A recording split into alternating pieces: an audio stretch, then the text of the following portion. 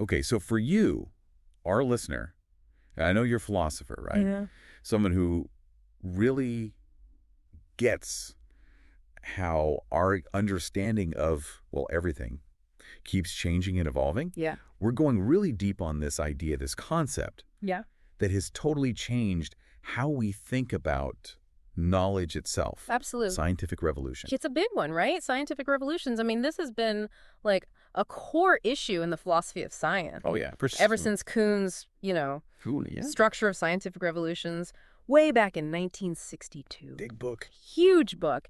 And, the conversation just keeps going and going. Actually, It doesn't stop. Right. There are just so many different takes on what a scientific revolution even is, right. how often they happen, what they mean. Yeah, what are the implications? Absolutely. So we're going deep. And to do that, Yes. we're using the Stanford Encyclopedia of Philosophy. They have this great entry on scientific revolutions. Excellent research. So we're super comprehensive. Yeah. So this is going to be like a laser-focused look Awesome. at all the big ideas and all the debates around this idea Yeah. of scientific revolutions. It's such a fascinating topic, too. Oh, it's so interesting. So much to unpack. Yeah. So as a philosopher, right, you're no stranger to the idea of like a revolution in thought, right? Right.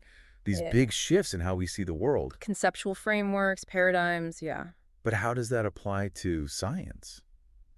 Science seems so objective. Right. It does. So data-driven. Evidence-based. So how does this idea of revolution fit into that? That's the core question, isn't it? Yeah. And what does it mean for, our big picture questions about truth and how we do science? Exactly. Okay, so let's unpack this. Yeah, let's dive in. Because right from the start, we run into these big challenges when we try to talk about a scientific revolution, right? Absolutely. I mean, we're dealing with such deep conceptual changes. Fundamental shifts. Fundamental shifts, exactly. How scientists even approach their work. Yeah, what they think is worth investigating. Right. Like, what even counts as a legitimate question? Changes completely. Completely, yeah. It's interesting. It makes me think about how Yeah. economists, for a long time, struggled to wrap their heads around business innovation. It's a great parallel, actually. For so long, economists, they focused on equilibrium, Right. things staying stable. Yeah. But then you have these massive disruptions, these Yeah. huge innovations that change everything. Like Schumpeter's creative destruction. Exactly. Creative destruction. It was like an external shock to the system. It came from outside, yeah. They couldn't explain it from within their existing models. Right. So it was something they just sort of had to accept, but they couldn't really It explain. was like this anomaly. And I feel like there's something similar in the philosophy of science. So, yeah. Tell me more. For a long time, it was all about the context of justification. Yeah. How do we know if a scientific claim is actually true? Right. The logic, the evidence, the testing. Exactly. But the context of discovery. Right. How do those ideas come about in the first place? How do we come up with new theories? Yeah, that was seen as not really a philosophical question. Yeah, like it was more about psychology or historical accidents. Yeah. So thinkers like Cohen and Nagel and later Weichenbach, they really emphasized that separation, right? Yeah, they really drew that line between discovery and justification. And that's what makes this whole idea of scientific revolution so interesting, right? It really throws a wrench into that neat separation. Totally, because it's saying that there's something really fundamental happening here. Not just incremental progress. Yeah. It's a break, a rupture. And to think that for a long time, there wasn't even like a good theory of revolutions in general. It's true. We didn't have a good grasp on political revolutions or Right. these fundamental changes in scientific understanding. And that's where Kuhn comes in, right? He tried to provide that missing framework. Even though it's been super controversial. Oh, absolutely. So before Kuhn, how did people even talk about these big changes in science? That's a great question. It's not like they always use the word revolution. Right. The term itself has this fascinating history. Tell me more. It starts in astronomy, actually. Think about Copernicus's book, De Revolutionibus Orbium Coelestium. Yeah. It's about the movements of the planets, the stars, Right. the heavenly bodies. But revolutionibus, that means something like turning, right? Exactly, like a cyclical turning. Okay, so not a break from the past. Not in that sense, no. Okay. Then revolution really takes hold in a political context, like the overturning of an established order. Okay, so that's more like what we think of today. Yeah, but even then, it's interesting, as the historian Christopher Hill pointed out, sometimes revolutions still had this sense of, like a return. A return. Okay. Yeah, a return to a previous state, a restoration. Interesting. So even there, not always a complete break. It's so nuanced. It is. And the modern idea, the idea of a revolution as a decisive break, Yeah. a human-driven overthrowing of the old, well, that really comes later. Okay. It's tied to this idea of a linear, progressive view of history. Which we get from, like, the Enlightenment, right? Exactly. Events like the English Revolution, the Enlightenment, they really solidified this idea. Of progress moving forward, yeah. Exactly. So it's in that context that we start to see scientific revolution emerge. That's a term, yeah. Right, like a specific way to describe changes within science. So when does that actually happen? When do we see that term being used? Well, according to I.B. Cohen, he did a ton of research on this. He's the expert. He was, yeah. And he found that thinkers in France, they were already using revolution to describe big scientific changes Okay. way back in the 18th century. Wow, so early on. Yeah, like Émilie du Châtelet, she explicitly talked about... She was amazing. She was incredible, yeah. I love her. Yeah, she distinguished between scientific and political revolutions around 1740. And then by the end of that century, figures like Condorcet and Lavoisier, they were using the term for big shifts in chemistry. Okay. And of course, we can't forget Kant. Right. He talked about his Copernican revolution in philosophy. Yeah, huge. Really crucial. And what's interesting is that both Cohen and Ian Hacking, they sort of credit Kant with, like, originating the very idea of a scientific revolution. As a fundamental change in thought. Exactly. Wow, but it seems like historians were talking about it before philosophers really got into it. Yeah, that's a good point. It seems like philosophers were a little late to the party. A little bit. Yeah, so while some scientists, like Einstein, might have used the term historians of science, they were a bit more cautious. Okay. Like Telem Certain, they weren't so quick to talk about radical breaks. They were looking for continuity. Exactly. And it's really figures like Koyré. Okay. He emphasized these huge conceptual transformations in science. Yeah. And Butterfield had this famous line. I love Butterfield. Yeah. He basically said that the scientific revolution, like the one in the 16th and 17th centuries. Copernicus, Galileo, Newton. Yeah, all that. He said it was way more important than the Renaissance and the Reformation. Really? More than those? He thought so, yeah. He saw it as this, like, fundamental shift that reshaped how we think about the world. And then you have Kuhn and Feyerabend, right? Oh, yeah, they really shook things up. They came in with a bang? They did, with incommensurability. Right, that's a big one. Yeah, the idea that different scientific frameworks, they might be so different that you can't even compare them. Like they're talking about completely different things. Right, and they argued that these big breaks, these revolutions, they weren't just things of the past. Okay. They could still happen in current science. Even today. Even today, yeah. And Kuhn even said that these revolutionary periods, they were, like, necessary for progress. Really? So science needs these upheavals. That was his view. Yeah, that's a radical thought. It is. And even the idea of a single, unified scientific revolution, the one we always hear about. Yeah, the classic one. Right. That's been challenged, too. By whom? By historians like Stephen Shapin. Okay. He had this great line. He said, "There was no such thing as the scientific revolution, and this is a book about it." He wrote a whole book about it. He did, yeah. So what's his point? His point is basically the period we call the scientific revolution, it was just too diverse. Too many different things happening. Exactly. Changes in theories, methods, social structures, instruments, everything. So it's hard to tell a single story. That's his argument, yeah. It's not one neat narrative. Right. And then you have the continuity theorists. Okay, who are they? These are people like Duhem, Crombie. Okay. Yeah. They argue that, the changes weren't so radical. Between medieval and Renaissance science. Right. They say there's more continuity. Okay. Even John Maynard Keynes, the economist, he called Newton the last of the magicians. Really? Yeah, emphasizing that connection to earlier traditions. That's just so interesting. It is. So the question is, how radical were these changes? Right. And did they really constitute a revolution? It's still debated. It's a live debate. And it's not just about that period either, right? No, not at all. People have talked about revolutions in other times? Yeah, like around the year 1800, in 19th century mathematical physics, and around 1900. So this idea of a scientific revolution, it's not just one thing. No, it's a complex idea that has evolved over time. So when did philosophers of science really start taking this idea seriously. It's interesting, right, because historians were using the term, but philosophers, they were a bit slow on the uptake. They were a bit behind. Yeah, so in the early 20th century, in those big debates, especially among the logical positivists, like Philipp Frank, the Vienna Circle, the term scientific revolution, it's just not there. Really?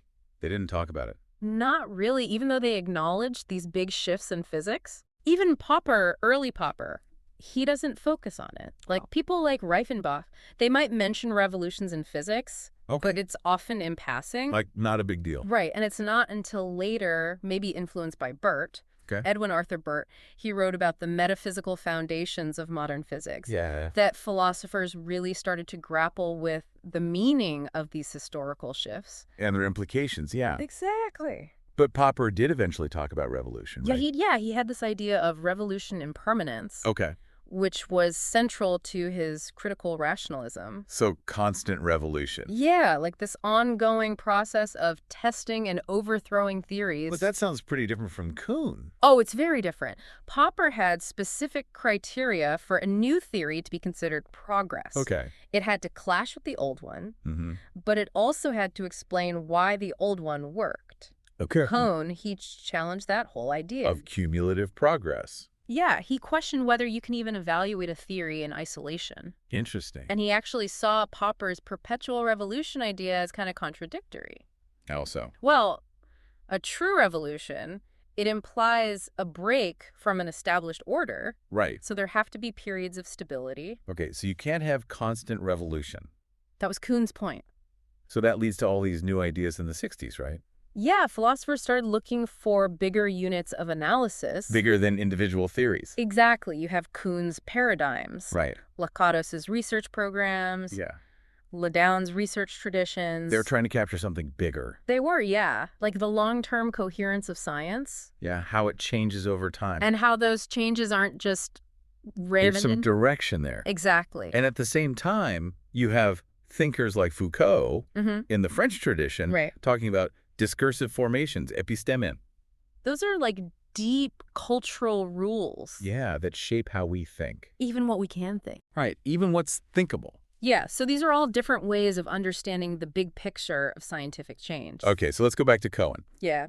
He had those criteria for identifying a scientific revolution, right? He did. He laid out 4 key conditions. Okay, what were they? So, first, the scientists involved, they have to see themselves as revolutionaries. Okay. And other scientists at the time have to agree. So it's not just one person's opinion. Right. It has to be a community level thing. Okay, well. Second, the historical records from that time. Good.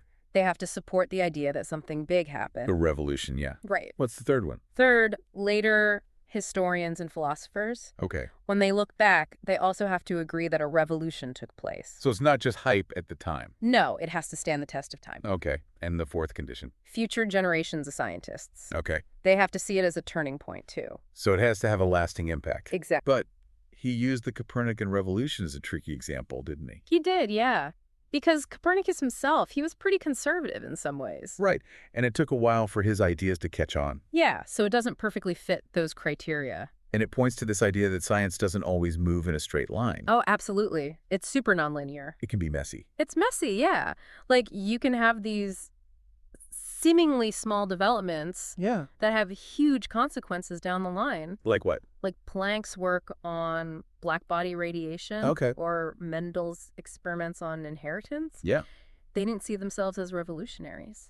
But they started revolutions. I did, yeah. It's fascinating. It is. And Kuhn himself, he actually struggled with whether to call Planck a revolutionary figure. Really? Yeah, because the impact wasn't immediately obvious. So it raises this question, right? Yeah. Is a revolution about what the scientist intends? Okay. Or about the impact their work has? That's a really interesting question. It's like a retrospective judgment. It's like speciation in biology. Exactly. We decide later if something was a new species. Based on how things turned out. Yeah, so maybe it's the same with revolutions. Maybe evolution is a better word sometimes. It might be, yeah. It captures that nonlinearity. And that makes it hard to find, like, the one cause of a revolution. Oh, absolutely. It's not always a single event. It can be a lot of factors coming together. Right, like a tipping point. Yeah. And it's not always fast either, right? No, not necessarily. The scientific revolution took a long time. It did, and Brad Ray, he's a philosopher of science. Yeah. He's argued that rapidity isn't essential.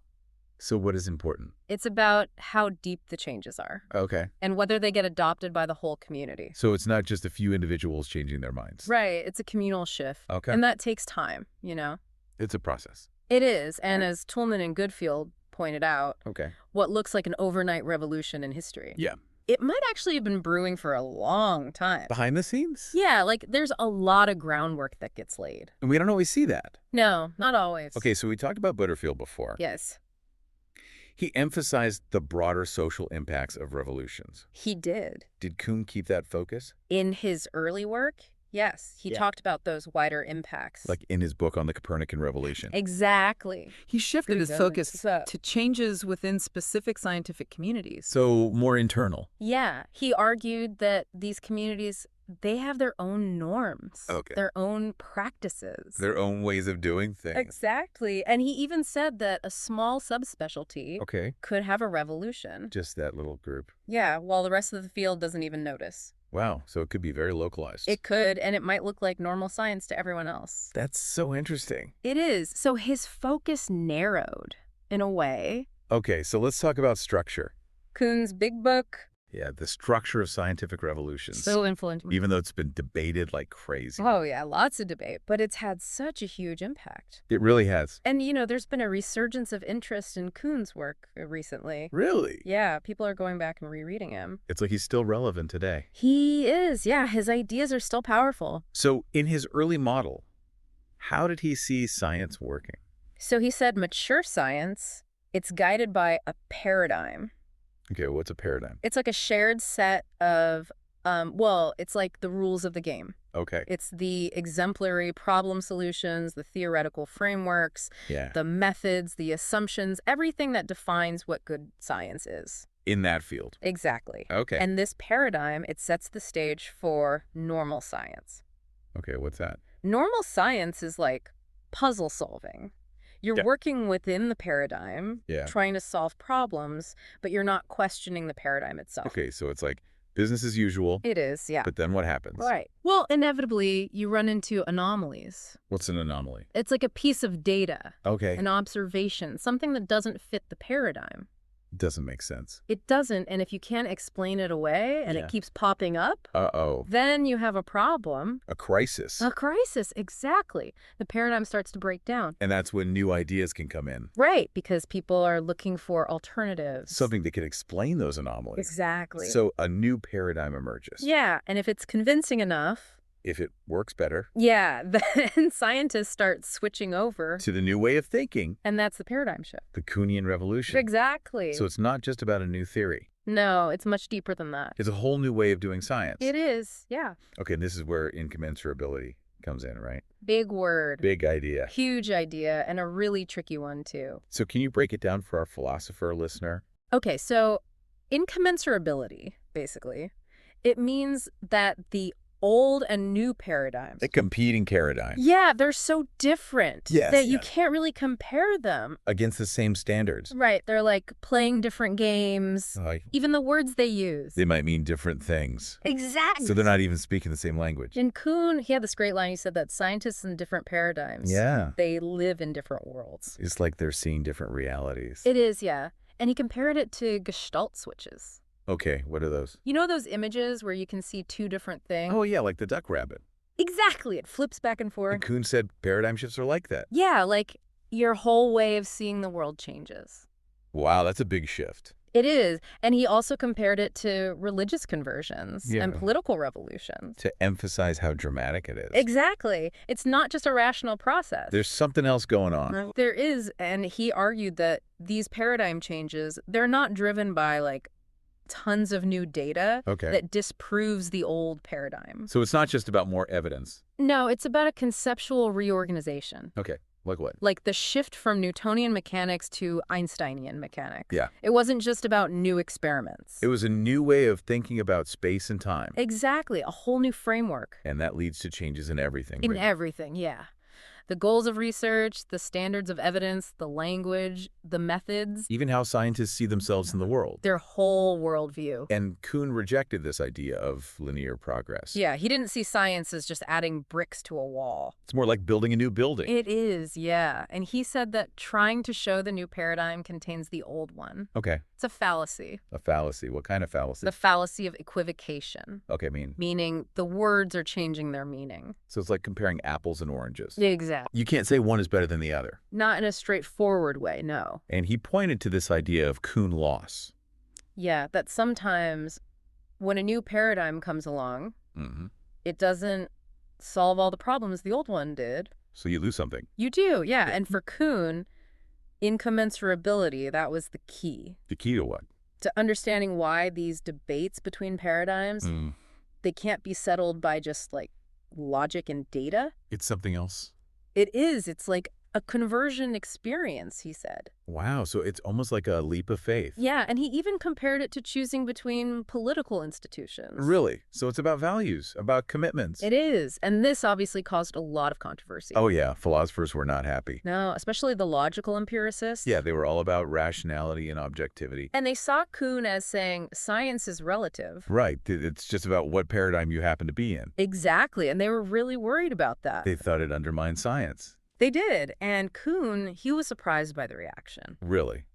He didn't expect it to be so big. No, and he felt like people were misinterpreting him. Right, because he did believe in scientific progress. He did, but it was a different kind of progress. Not the linear kind. Right. And his cyclical model. Yeah, normal science, crisis, revolution, new normal science. Some people saw that as denying progress. Yeah, like it's just a circle going nowhere. Right. But Kuhn disagreed. He thought there was progress, but it was different. Exactly, and despite all the controversy, Yeah. his book had a huge impact. Oh yeah, it went way beyond philosophy of science. It influenced how people thought about knowledge in general. But he still believed in scientific exceptionalism, right? He did, yeah. He thought science was special. Special in what way? In its ability to give us knowledge about the world. Okay. And he wanted to explain that success. Even though his model challenged how we think about progress. Exactly, and he didn't think there was one scientific method. So no, like recipe for doing science. Right, it's more complex than that. And he was really interested in how science maintains order. Yeah, how do you get consensus in a field? Doing normal science, yeah. Right, and he also wanted to bring back the idea of discovery. Which had been neglected, right? It had, yeah. So he was trying to understand the whole process. From discovery to justification. He saw normal science as puzzle solving. Yeah, you have a paradigm, and you're trying to solve problems within that framework. Okay, so it's like working within a set of rules. Exactly. But then major discoveries, they come from anomalies, right? They do, yeah. When something doesn't fit the paradigm. And that's where things get interesting. That's where the potential for change is. But Kuhn admitted he couldn't fully explain how those big revolutionary ideas come about. Yeah, he didn't have a complete answer. And he also struggled with how to account for continuity. Yeah, how do you get from one paradigm to another? If they're so different. If they're incommensurable. Right. And he even said he had no answer at all. To how science develops new techniques and instruments. Which are obviously so important. They are, yeah. They drive progress. So that brings us to this big question, right? Yeah. Of progress through revolutions. Right, because if paradigms are incommensurable... Meaning you can't compare them. And if Kuhn rejected the traditional idea of truth, then how can science progress? That was a big criticism. It was, yeah. People said Kuhn denied scientific progress. But he didn't see it that way.